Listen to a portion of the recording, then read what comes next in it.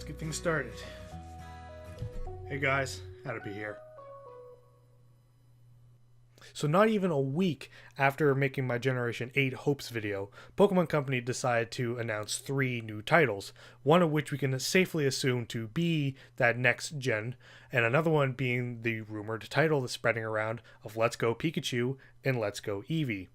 It's funny how a lot of games just randomly were announced over the last couple days, just before E3. Now, obviously, there's not really a whole lot to go on considering the Generation 8 title that I don't really already talk about in the last video. So today, I just wanted to talk about the kind of things that we saw in the trailer for Let's Go Pikachu and Let's Go Eevee, and the kind of things that we can probably expect and or hope for when the game launches.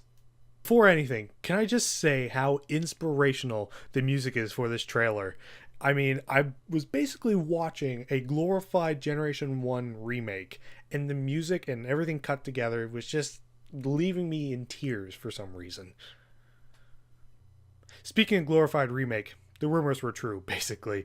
It's going to be a general remake of Pokemon Yellow back in Generation 1, which I'm not a huge fan of the idea. I kind of said I didn't really want to go back to Generation 1. I mean, Oak is back, Team Rocket's back.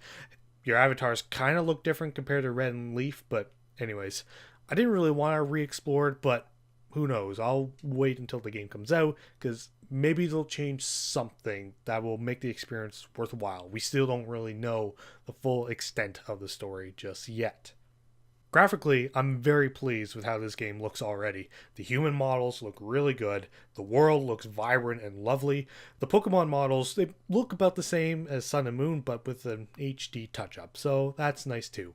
Overall, I think it's just going to be an extremely pretty game to play.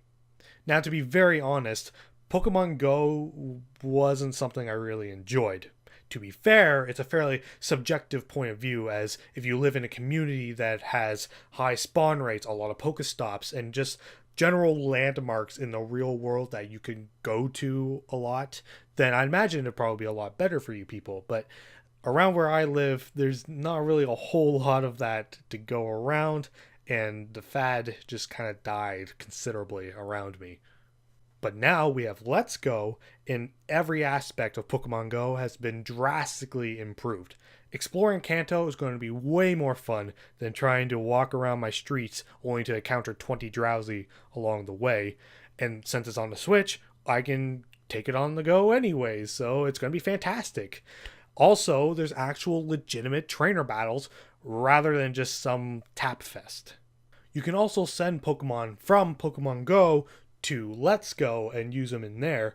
As well, you can also send items from Let's Go and send them to Pokemon Go. Whether vice versa happens, I'm not quite sure, but at the very least, it does mean that Pokemon Go is going to become a necessity rather than just a fad, which makes me feel a little indifferent, mostly because I just didn't like it, but whatever. I'll have to live with it, I suppose. What is kind of neat, though, is that special Pokemon that they're talking about that's going to be able to appear in Pokemon Go, maybe in Let's Go, I'm not sure, but regardless, has me a little bit intrigued. And also, holy moly, Pokemon follow you around again, yes! I know it's not a big deal, but it's just so charming to see the Pokemon that you befriended along the way follow you around the different routes. It's great. I mean, look at the Electrode, he's just tumbling around there. What's also kind of neat was that there was a scene where the avatar was actually riding a Charizard through some of the routes. Now, whether that's more or less akin to a ride Pokemon, or if it's like Latios and Latias from Omega Ruby and Alpha Sapphire, where you can actually fly freely with them, we don't know yet, but regardless, it was pretty cool to see as well. Now, I did mention legitimate trainer battles. However, wild Pokemon battles seem to be gone entirely in place of Pokemon Go's capturing system. I'm not quite sure what to feel about it. I kind of wish, really, that they combined the original style Pokemon battling and capturing that way with Pokemon Go's skill throwing system to add some extra variables when capturing Pokemon. Who knows? Maybe something to consider next time. You can also partner up with someone on the exact same screen and run around together and capture Pokemon together, though I do detect a slight hint of trolling, if you know what I mean, but it's pretty cool regardless. Regardless though, I'm definitely going to be checking out this title, but by combining the mobile devices as well as the Switch itself, I'm not sure what this spells for the 3DS. I know Nintendo said that they were going to continue production of the 3DS as well as be making titles for it, but I just don't know how much further they can go with it, which is a shame because the 3DS was actually the first console, handheld or otherwise, that I was there for day one, so it does hold a special place in my heart. But, like all great things, I guess they have to come to an end eventually. Unlike Pokemon Go.